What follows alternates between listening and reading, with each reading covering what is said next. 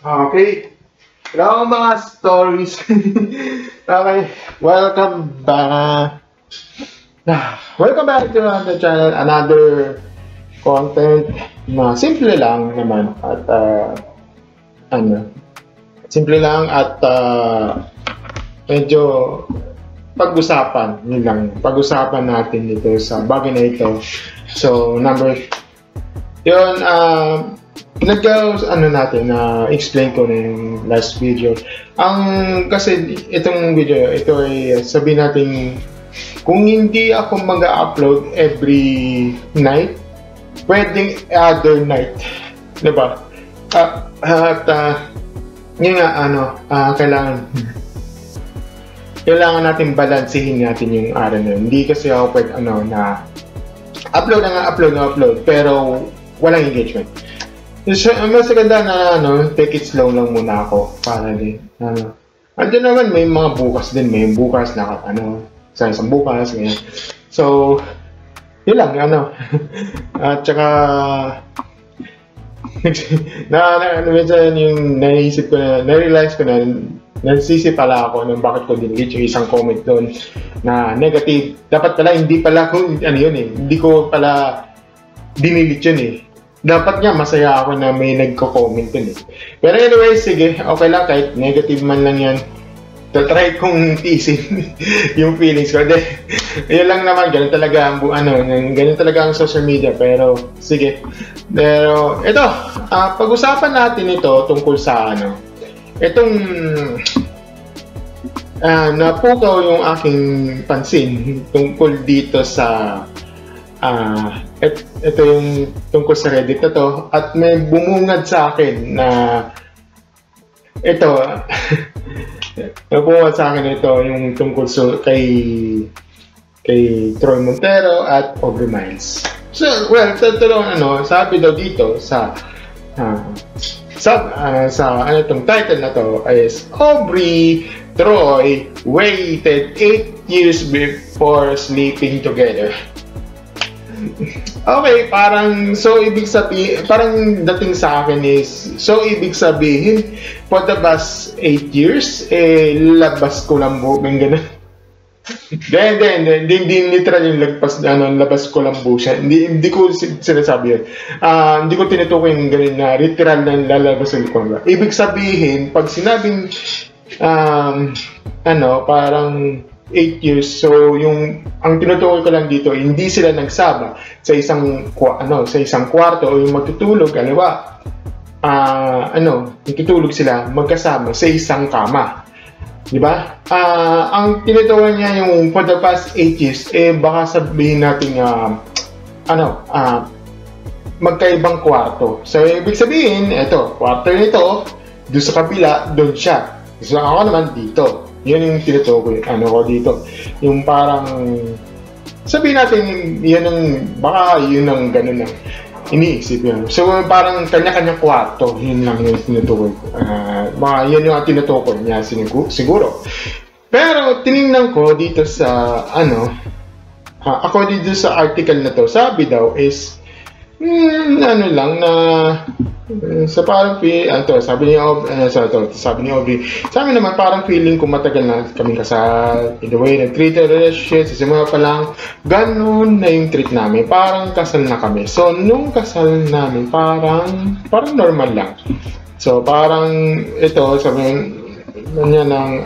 niya, may recommended ba niya na yung ibang magkarelasyon na magkaroon ng getting to know each other as step stage to sleep together first bago magdesisyon magpakasal. Yan certain after 8 years hindi biglaan. Okay, nagets ko na to. Okay. So parang take it slow, yung parang slow muna tayo bago tayo hahantong sa ganitong stage na to.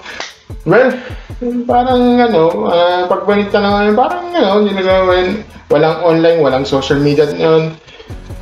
Walang online noon, di ba? Tawag, sulat, ganun lang. Very parang very Gen X ang dating Pero okay, tama lang yun. Kasi ganun naman talagang nangyari yung generation noon. Well, yan ang susundin. Yun ang ginagawa nila. So,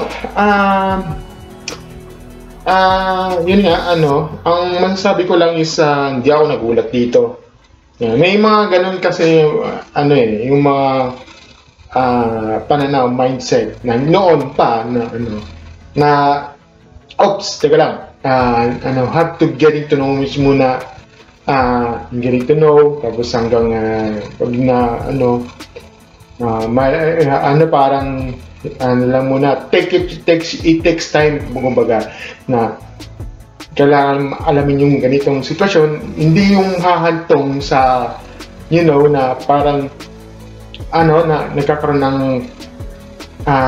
yung jump to conclusion, parang nagiging, parang gusto ko, pakasal na ka tayo, anything, minsan, na, kasal, tapos one day, yun, tulog sila. Ito, dito kasi iba, talagang umabot ng 10 years, 15 years, or even 18 years na bago sila magpakasal. Sabi daw na, dito na 18, kahit inabot 18 years na 8 taon bago sila mag-desisyon magpakasal. Wow, ang tagal yun denied pa yung mga 7 years, 8 years na bago sila nawalan ng spark. May mga ganun talaga na Pero ito, iba talaga, it's rare na talagang 18 years tapos nga magpakasal. Diba? Na talaga matagal na silang na kahit inabot to kahit bago sila tapos parang feeling niya matagal na silang kasi okay, parang yun nga na mas yun parang normal lang ganun, parang natin yung reality lang ganun. Okay, masasabi ko lang dyan sa okay lang, that's normal lang naman yan. Kanya-kanya lang kasi yung parang kanya-kanyang buhos yan, kanya-kanyang mga likes yan. Kanya-kanyang desisyon sa kanilang jowa, mag-asawa, or even parang long-term relationship, ganun. Nasa usapan nila yan Wala na tayong tayo dyan. Wala na tayong pakialam dun Kung gusto nila ng 8 years bago sila magkasama sa akama, walang problema dun. Wala akong dun. Hindi ko hindi ko ginajudge yan. Hindi ko inuhusgahan yan. Nasa kanila yan. Wala na tayo pakialam dun. Ang sa atin lang, may ma-react lang tayo. Yun lang masasabi ko yun lang naman. 8 years we will sleep together. Okay, yun lang. Thank you. Yan lang yung masasabi ko sa aking napadaan ng showbiz. Okay, thank you. Yun lang naman. Maraming salamat sa ating panonood. Just a short clip lang naman. Gusto kong mag-react lang dito. Muli, ang katulad sinabi ko, pag ganun issue, from the Reddit, mag-react lang, isang topic lang ako. Yun lang. At ayoko nang pahabain pa, yun lang naman ako. Thank you sa panonood ko. Like, share, subscribe, and click the notification bell para sa baba. Thank you, and see you for the next video. Woo!